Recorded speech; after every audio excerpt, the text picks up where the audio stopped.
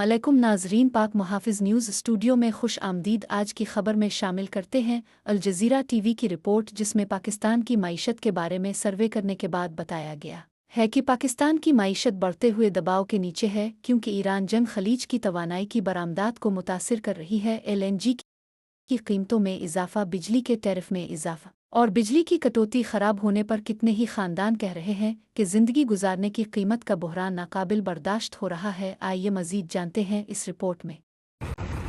Pakistan has grown increasingly dependent on liquefied natural gas imports.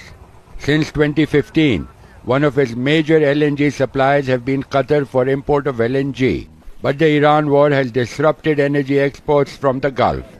And so far, Islamabad's efforts to help mediate dialogue have not ended the conflict.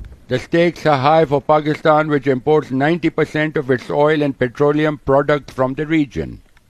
It has increasingly turned to smaller spot LNG purchases at higher prices, putting an extra burden on its fragile economy.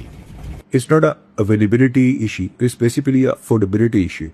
In Pakistan, where the government of Pakistan is planning that to have affordable cargoes at the right price so that the burden is not passed on to the public or to the power sector. Pakistan generates nearly 21% of its electricity from LNG.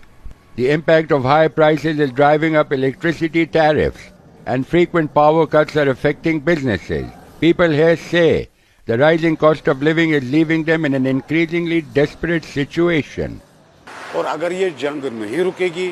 If this war continues, some people may even be driven to suicide because of starvation and desperation.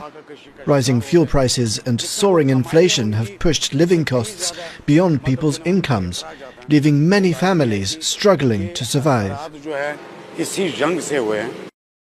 Pakistan has declared a 4-day working week protocol to conserve energy and asked shops to close by 8 p.m.